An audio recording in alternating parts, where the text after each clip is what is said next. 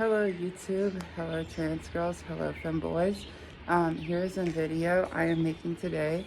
I'm going to be discussing a few things that may help you in your journey to presenting more feminine. And if you were born a boy and you're a trans girl now and you are living your authentic life or choosing to start living your authentic life but don't know where to start, haven't really started yet, or if you're a femboy who wants to present female and be perceived as female but don't know where to start as well, this video is for both of you. And it's also for anyone that wants to watch to educate themselves on what it's like to wear the opposite sex clothes and being perceived as the opposite sex that you were born. This is an educational video for everybody. One of the first things when I started my transition, I had facial hair and it was an issue. With shaving, one thing I recommend is to take a warm washcloth, a cloth, and put it on your face. It's important to moisturize your skin beforehand and allow the pores to open. If you have a lot of facial hair, I suggest trimming everything down with an electric razor and then put some shaving cream or I like conditioner, hair conditioner. Put that on my face and neck, and what you'll do is you'll go with the grain. So if your hair goes straight down, you'll go straight down, and you want to keep dipping your razor into warm water. That warm water is really helpful. And then after you've got your whole face with the grain, then you're going to go ahead, put a little more lotion on your face and more warm water on your razor and go against the grain. As for me, I had to do that for the first few years of my transition. I did start getting laser hair removal in my first year of HRT, my first year on hormones, and I did 9 sessions. I found that using Groupon and buying packages of 3 laser sessions for a medium-sized area was the best way and most affordable way to get laser hair removal. So I ended up buying 3 different Groupon packages of 3, so it was 9 sessions in total. So for me, the facial hair was hard to hide, even with concealer or with foundation. That 5 o'clock shadow was it was a real pain in the butt. And I highly recommend investing in a concealer and a foundation and a powder. One of the best ways to go about finding this, if you don't know, when you go to the drugstore, or I recommend going to a department store like Macy's, Belk's, Dillard's. They all have a makeup department. And it does take a little bit of courage, but to walk up to one of the makeup artists, the sales associates, and have them match your undertones. So the undertones is the color of your skin and the pigment under your top layer of skin. That's your undertone. So it can be very overwhelming. There's liquid foundations, there's all different types of foundations, there's powder foundations, there's a lot of different routes to do foundation. I found for me, I went to a Clinique, is the makeup booth that I chose to go to, and I asked the lady, I told her that I was going to be doing a drag show for the first time and never had gotten my makeup professionally matched. And she helped pick a foundation and a powder that matched my skin tone. And she showed me how to apply it.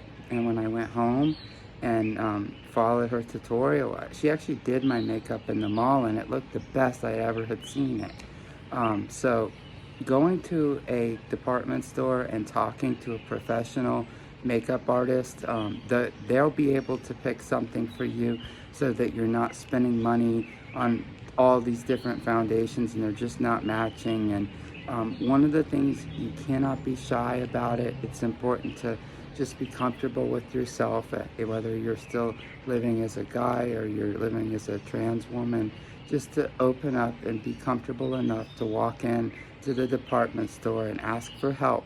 I know it can be overwhelming when you're first starting, especially if you're still in guy mode and you're dressed as a guy. I do recommend having your face completely shaved when you go. Don't wear any makeup, because they can make the best decision on what shade of foundation to go with. I'm wearing a very light layer of foundation and some powder today. I had laser done over 10 years ago, and it's held up, it's stood the test of time. I don't have to shave my face anymore, really. I sometimes will touch up, I have like a few little splotches of hair, but I don't have to shave, and laser was definitely worth it for me, in my opinion. But I know that for femboys, it's not the same as for trans women. Trans women getting rid of that facial hair, that dysphoria can just be overbearing. And where the femboy, they are doing the feminine presentation for different reasons. And if you're not a guy that's willing to do away with his facial hair altogether permanently, shaving is your best option. And I always recommend to use an electric razor to get your hair down short, to moisturize your face, to shave with the grain, to put more moisturizer on your face and more hot water on the razor, then shave against the grain. Then you can go ahead and put on some primer and put your foundation that you've had someone at the mall help you pick out so that it matches. That's the easiest way to get matching makeup that matches your skin, matches your undertones, and you don't have to waste a lot of money trying different ones. That if you just one time and you're done, and you know that you can always go back to that place and buy that same color makeup each time you run out. That's the best way to go about it. I know department store makeup is a little more costly, but the service that they provide you, and I found it to be absolutely judgment free. Early in my transition, I had short hair, I still had stubble and all of that stuff, and I found that just opening up and talking to them makes it so much easier and makes you more comfortable. I'm gonna go in to make more videos about shaving and makeup, because I know that that's a really important thing. Today, I'm also going to touch on another topic. It's the hair, and this is especially a big one for trans women and femboys as well. So this video is definitely intended for both target audiences, as well as, I said, anyone that would just like to learn more. Growing out your hair is really important for being a femboy, and it's really important for being a trans girl. So this is honestly many years worth of growth. Once upon a time, and over a decade ago, I had short hair, and I started HRT, and I didn't know where to start. But growing your hair out is one of the most helpful things. It makes you feel more passable, and going to a stylist and getting your hair styled, it's very helpful. I hope this video helps, and I will be uploading some more shortly. Stay posted. Please like and subscribe, and have a nice day.